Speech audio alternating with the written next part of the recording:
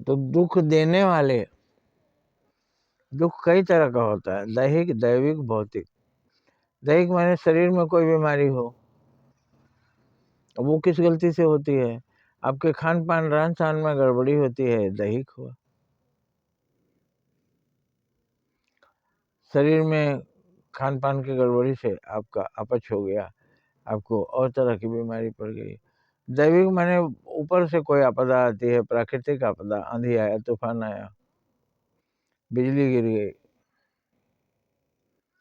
भौतिक माने किसी आदमी के द्वारा दिया गया, कोई चोर बदमाश ने आपको मारा, कोई गुंडे ने आपको मारा। ये तीनों तरह का दुख है,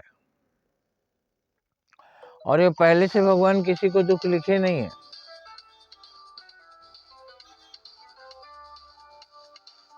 उसके असावधानी की वजह से दुर्घटना होती है। अब असावधानी से गाड़ी चला रहे हैं, इतनी स्पीड में दुर्घटना हो सकती है। हुआ कि आप डिवाइडर पर मोड़ नहीं सके, डिवाइडर से गाड़ी टकरा गई, गाड़ी के परखच्चे उड़ गए, जो उसके अंदर वो सुनते हैं बर्थडे पार्टी बनाकर लौट रहे थे वो लोग।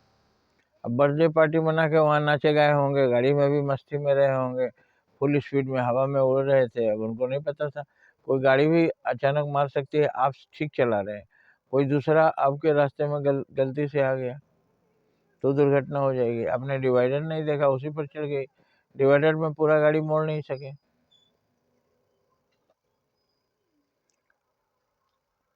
पैसे हैं संभाल के नहीं रखे और चला गया। गर्मी के सीजन में आपने जो चीज़ें नहीं खाना चाहिए खा लिया, ज़्यादा खा लिया। कम कम खाने से तो कुछ नहीं होता, ज़्यादा खा लिया, बासी खाना खा लिया, इससे शरीर में दुर्घटनाएं, बीमारी हो जाएगी। तो जो है दैहिक, दैविक, भौतिक सब है, दुख असावधानी से होती है। तो हम सावधान रहें तो दुखों से बचेंगे। और दूसरा है, दुखों से बचने का कोई गलत काम ना करें। गलत काम ना करें खुद और दूसरे। जैसे किसी को ड्राइविंग लाइसेंस देना था तो अधिकारी ने बताया कि अब तो आप सीख लिए हैं, अच्छा से चलाएंगे तो दुर्घटना नहीं होगी। लेकिन सामने वाला अगर गलत चला रहा हो, नया हो, तो दुर्घटना हो सकती है।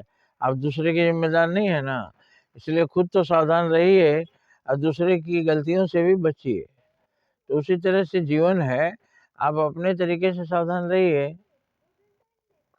और दूसरे के छल कपट प्रपंच, इससे बचिए।